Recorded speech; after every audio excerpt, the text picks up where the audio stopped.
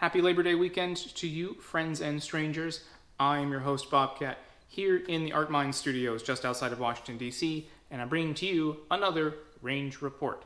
I had a great experience, I guess it would be Monday. I took the day off.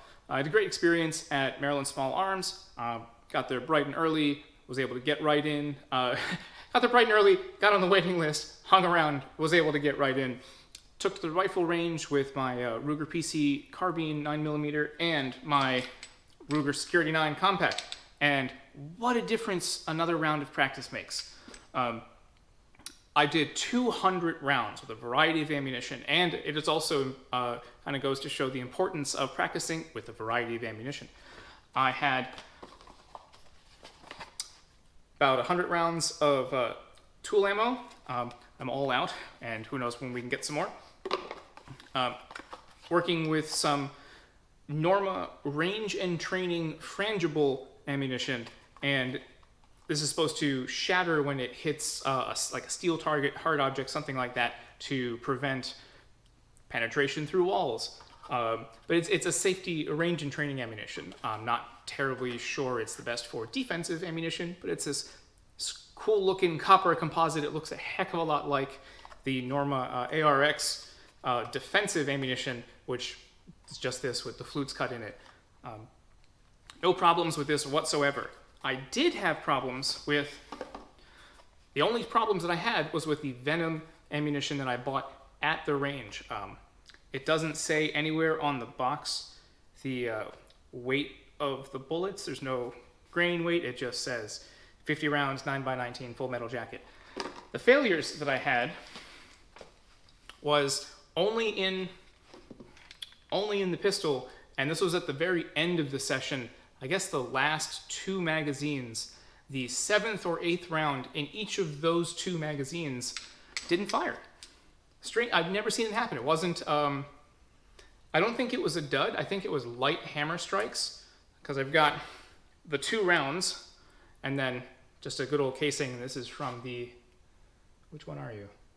Oh, this is from the Norma frangible. And I don't know how well you're going to be able to see this, but on the casing, got a nice deep hammer strike on the 2 unfired rounds. That hammer strike looks pretty weak. So I'm really hoping you can see this and you're not just staring at my face. But those were the only problems that I had. Everything else ran flawlessly. No jams, no failure to feed, nothing. It was awesome. I got in a lot of great practice with the tandem cross fiber optic sights at a longer distance.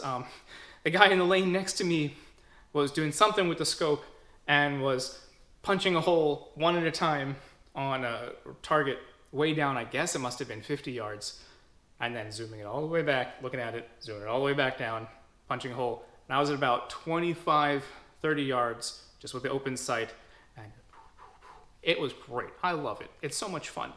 So I wanted to show you the evidence of my destruction. Oops. Crowded. First target. About 25 yards or so. Great group with the rifle. This was just the first couple of test shots. Great group with the rifle, rifle, rifle. And these are for my reference, these are the groups I aim for. Both hands, the face, and their 2 friends. But all of these others at the same distance with the pistol. Everything was on the target.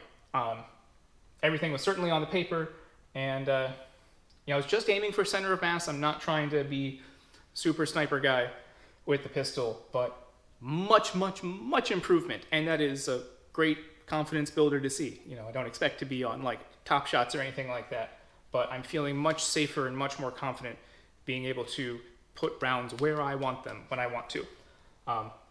So that was the first run through. Went to abuse some squirrels. This was about 15 yards, maybe 20 yards with yield squirrel target. And I tried to get groups on either side. Didn't do so hot with this one for some reason. Everything, it's a tight group, but I was aiming for here, but everything was high. I was not aiming for here. I was actually aiming for this area on either side of these. And then same with the pistol. This was with the rifle, and I might have paralyzed the poor bastard, pierced his tail. But these were with the pistol at 15 or maybe 20 yards. Again, not super sniper guy, but for me, from only maybe a fourth or fifth practice session with that, tremendous progress. And then second target, I'm gonna have to give this guy a name.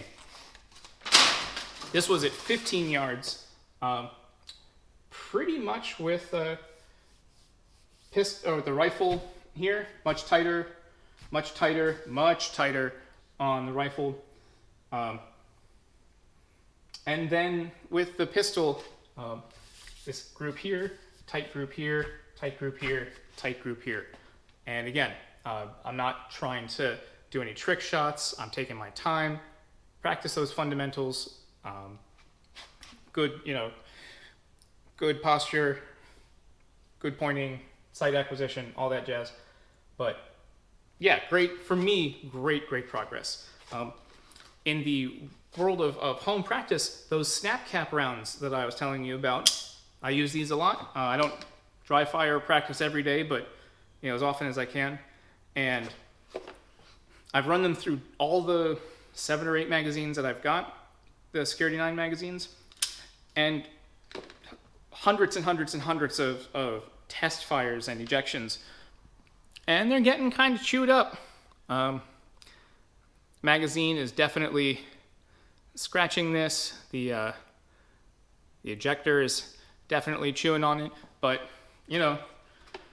for good training practice, these are still great. So if you know, and I would love your input on it, what causes or could cause light hammer strikes? And again, it only, out of 200 rounds, only happened twice. If I was in a very bad situation, I would just rack it and keep going. This time I, fired, nothing happened. Waited, cleared the firearm, and then checked the round. But if you know what causes light hammer strikes, so I can avoid doing that in the future, I would love to hear it.